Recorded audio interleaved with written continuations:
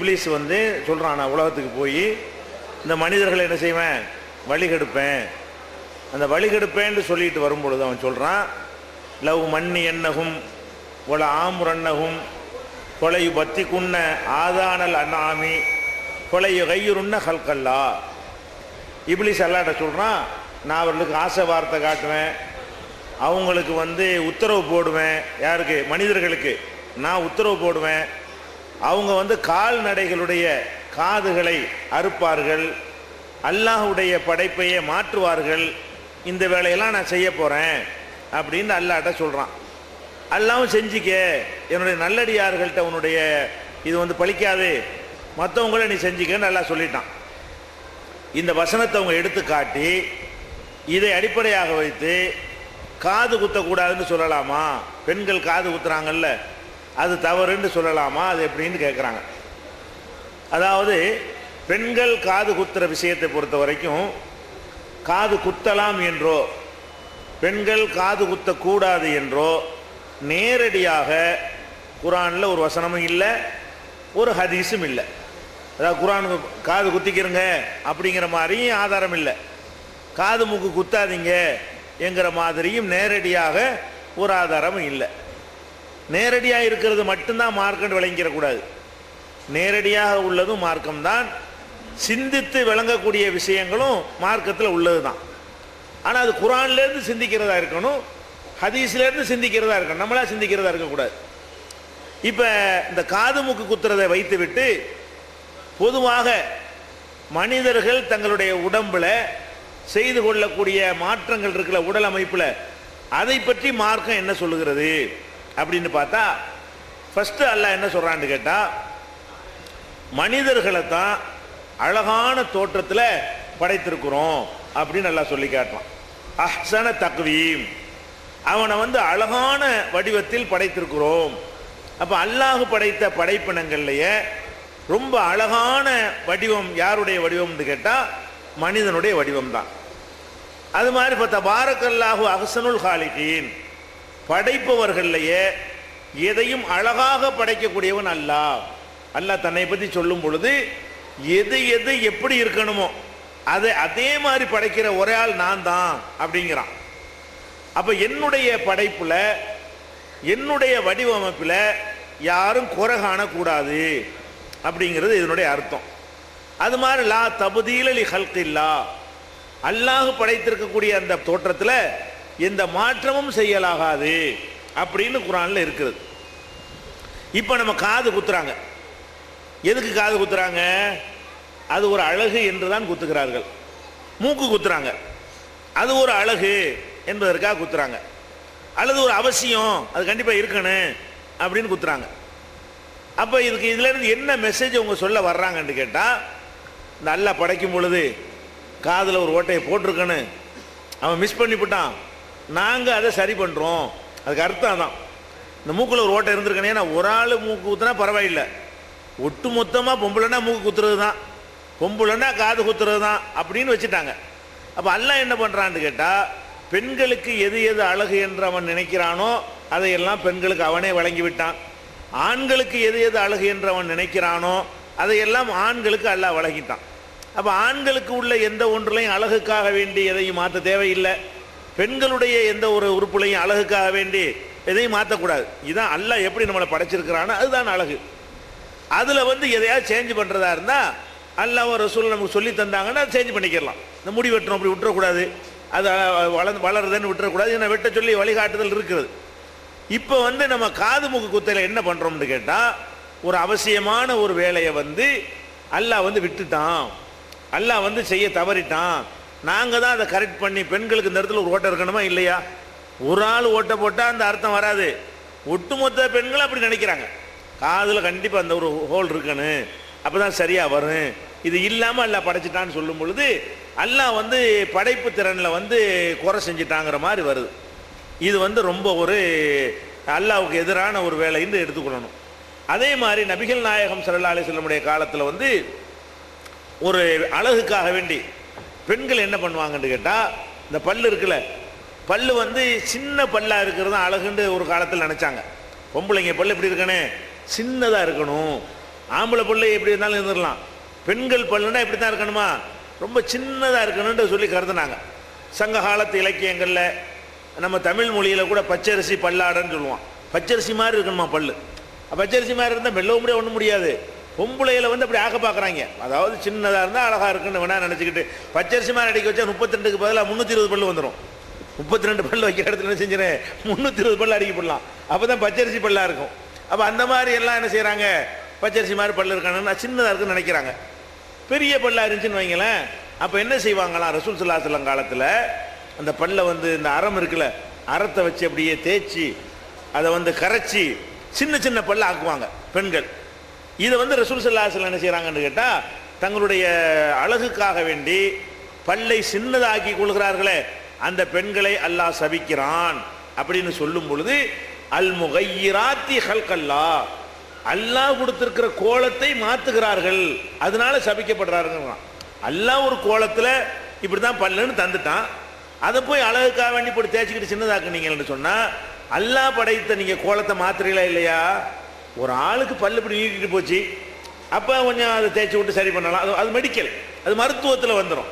சொல்லுங்கதா, ஒரு ஆளுக்கு ரொம்ப எக்ஸ்ட்ரா ஒரு பல்லுக்கு மேலே ஒரு பல்லு ஏறி உட்காந்து அப்படி இருக்குது, அதெல்லாம் 1000ல் 1 லட்சத்தில் 1 இருந்தால் அது வந்து குறை ஊனம், அது வந்து மருத்துவம் செய்யக்கூடிய விஷயம்.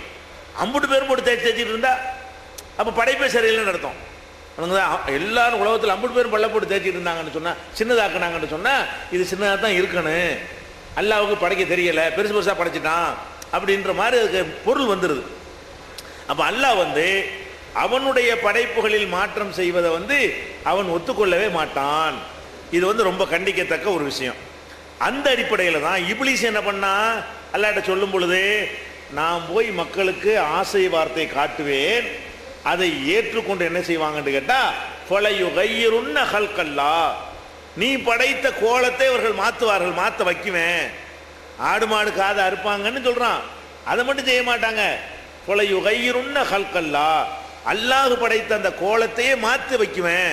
நீ ஒரு கோலத்தில் படைச்சு விட்டுருக்கிறீல்ல, அதில் குறகான வச்சு நான் அதை மாற்றுவேன், ஏன் வேலை தான் அது அப்படின்னு இப்லீஸ் கேட்குறான். முடிஞ்சா செஞ்சுக்கிறான்ட்டான் அல்லாஹ். அப்போ நம்ம வந்து இந்த படைப்பிலேயே பெண்களுக்கு வந்து காது மூக்கில் வந்து கண்டிப்பாக துவாரம் இருக்கணும், அதை வந்து அல்லாஹ் விட்டுட்டான் என்கிற ஒரு கருத்தை தவிர, காது மூக்கு குத்துறதுல என்ன இல்லை, எந்த விதமான ஒரு இதுவும் அர்த்தமும் இல்லை. ஏன் போட்டு நல்லா இருக்கிற உறுப்பை குத்துறீங்க, இது ஒரு அடிப்படையான ஒரு விஷயம். அதே நேரத்தில் வந்து இந்த காது குத்தலாம் மூக்கு குத்தலாங்கிற ஒரு கூட்டம் இருக்கிறாங்க நம்மளையே. அவங்க என்ன ஆதாரம் காட்டுவாங்கன்னு கேட்டால், பெருநாள் தொழுகையில் ரசூல் ஸல்லல்லாஹு அலைஹி வஸல்லம், பெருநாள் தொழுகை பெண்கள்லாம் வருவாங்க, வரணும். பெருநாள் தொழுகைக்கு ஆண்கள் வர்ற மாதிரியே பெண்களும் வருவாங்க ரசூல் ஸல்லல்லாஹு அலைஹி வஸல்லம் காலத்தில். அப்போ பெண்களுக்கு ரசூல் ஸல்லல்லாஹு அது மாதிரி உரை நிகழ்த்துறாங்க. அந்த காலத்தில் மைக்கெல்லாம் கிடையாதுல, அதிகமான கூட்டம் வந்ததுனால பெண்களுக்கு இந்த பயான் வந்து கேட்கல. அப்போ என்ன செய்கிறாங்க, ரசூல் ஸல்லல்லாஹு அலைஹி வஸல்லம் பெருநாள் தொழுது முடிஞ்ச உடனே பெண்கள் பகுதிக்கு போய் அங்கே ஒரு உரை நிகழ்த்துறாங்க. ஆண்களுக்கு கேட்குது, பெண்களுக்கு கேட்கல. அப்போ அவங்களுக்கு இந்த மார்க்க விஷயம் போகணுமேங்கிறதுக்காக வேண்டி ஆண்களுக்கு ஒரு ஹுத்பாவை நிகழ்த்தி விட்டு பெண்களுக்கு போய் என்ன செய்கிறாங்க, இன்னொரு உரை நிகழ்த்துறாங்க. அதில் வந்து தர்மம் செய்கிறத பற்றி வலியுறுத்தி ஒரு பயான் பண்ணுறாங்க. பெண்கள்லாம் என்ன பண்ணுறாங்கன்னு கேட்டால், அதை சொன்ன உடனே தங்கள் காது வளையங்களை கலட்டி போட்டார்கள், மோதிரங்களை போட்டார்கள், வளையல்களை போட்டார்கள் வரும் பொழுது காது வளையத்தை போட்டாங்கன்னு வருது. இந்த வாசக இது புகார்லாம் வருது. இந்த வாசகத்தை வைத்துக்கொண்டு இதிலிருந்து காது குத்தலாம் என்று தெரிகிறது. காது வளையத்தை கழட்டி போட்டிருக்கிறாங்கல்ல, இப்போ காது குத்தி இருந்தால் தானே காது வளையம் போட்டிருப்பாங்க. அப்போ காது வளையத்தை அந்த வாசகத்தை வைத்துக்கொண்டு என்ன செய்யலாம், பெண்கள் காது குத்தலாம் என்று சில பேர் வாதிடுகிறார்கள். இது வந்து காது குத்துறதுக்கு ஆதாரம் ஆகாது.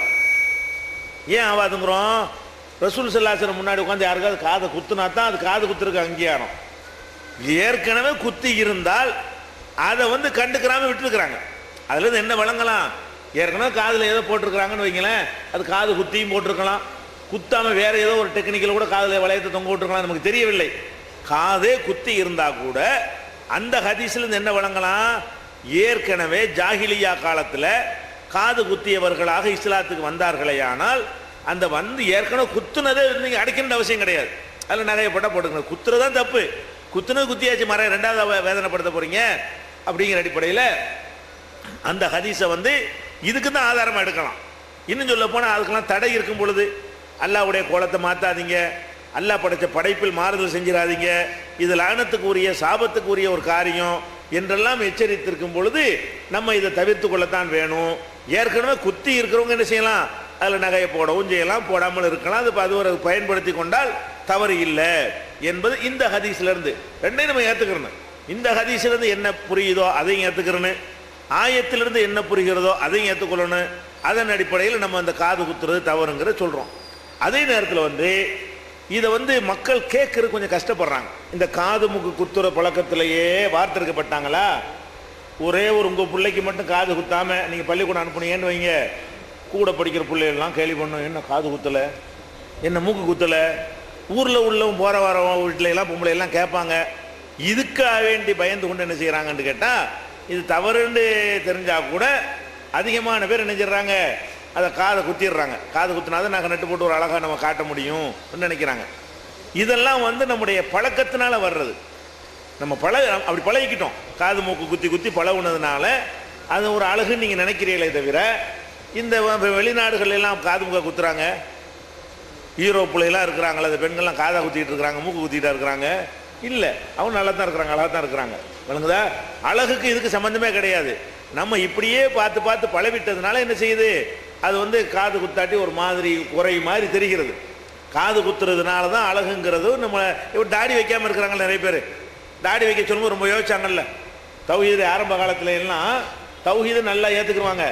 தாடி வைக்க சொல்லும்போது மட்டும் இளைஞர்கள் என்ன செய்வாங்க, அப்படியே கொஞ்சம் யோசிப்பாங்க, எப்படி தாடி வைக்கிறது, கல்யாணத்துக்கு அப்புறம் வச்சுக்கிறேனே, 40 வயசில் வச்சுக்கிறேனே, இப்போ வச்சா பொண்டாட்டி வேணாங்குது அப்படின்லாம் ஒரு கட்டத்தில் சொன்னாங்க.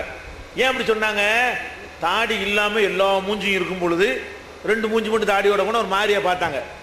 ஆனால் போல்ட்டாக செஞ்சவன மாறிடுச்சுல. இப்போ என்ன செய்கிறாங்க, வச்சவங்க அதிகம், வைக்காதவங்க கம்மியாக போயிட்டாங்க.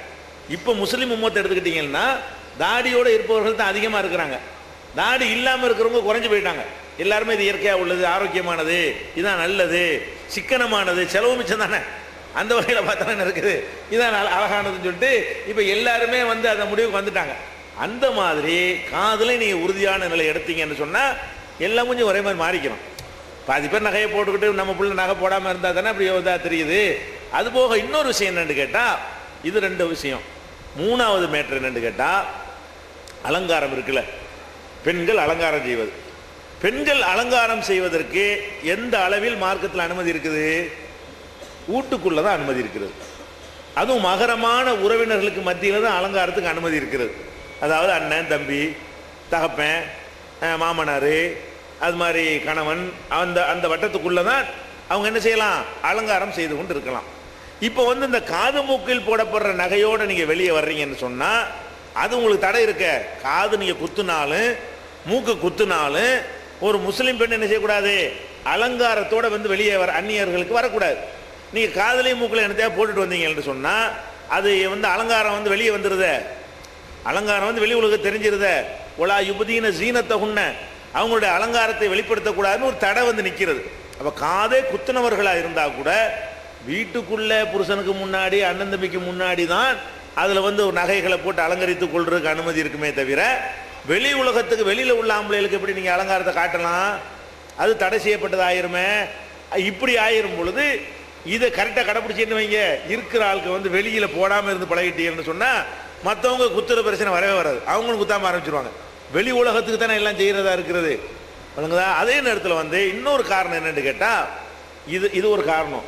இதை விடாப்புடியாக பெண்கள் பிடிச்சிட்டு இருக்கிற காரணம் என்னென்னு கேட்டால், இது சொத்து மாதிரி போயிடுது. இந்த காது மூக்கில் ஓட்ட போடுறதுனால அதில் மூக்கில் இந்த தோடு தொங்கட்டோன்னு என்னென்னமோ காதில் 40-50 ஓட்டையெல்லாம் போடுவாங்க அந்த காலத்தில். இப்படி வரிசையாக போட்டு ஒன்லையும் போட்டு காதில் தலை வரைக்கும் இழுத்து மாட்டுறது பல பேர்களில் நகைகள்லாம் உண்டு. அலங்காரத்தை தாண்டி அது ஒரு செக்யூரிட்டிக்குரிய ஒரு ப்ராப்பர்ட்டியாக அவங்களுக்கு இருக்கிறது. இன்றைக்கி ஒரு காது மூக்கில் அள்ளி போட்டுருந்தாங்கன்னு வைங்களேன், அதுவே 2-3 லட்ச ரூபா வரும்ல இன்றைக்கி உள்ள ரேட்டுக்கு.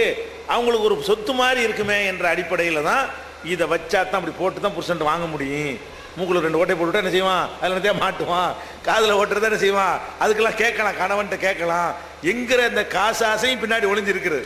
அந்த காது மூக்கை விடாப்படியாக செய்கிற காரணம் என்ன, அது காது மூக்கெல்லாம் போடணுமாக்கும், வளையலை வாங்கி போட்டுக்கிறங்களேன், அடுக்குங்க, யார் வேணான்றது, வீட்டுக்குள்ளே அடிக்கிட்டுறீங்க, கழுத்தில் வாங்கி செயினாக போடுங்க. ஏன் அலங்காரம் பண்ணுவதற்கு சொத்து நகை வாங்க வேணான்னு சொல்லலை, நகை வேணும்னா என்ன செய்யுங்க, மோதிரம் போடுற உங்களுக்கு அனுமதி இருக்கிறது. அது கூட வெளியே வரும்போது கழட்டிட்டு தான் வரணும். ஆனால் அந்நிய ஆண்களுக்கு வரும்பொழுது நீங்கள் அலங்காரத்தை காட்டக்கூடாதுன்னு இருக்கா இல்லையா?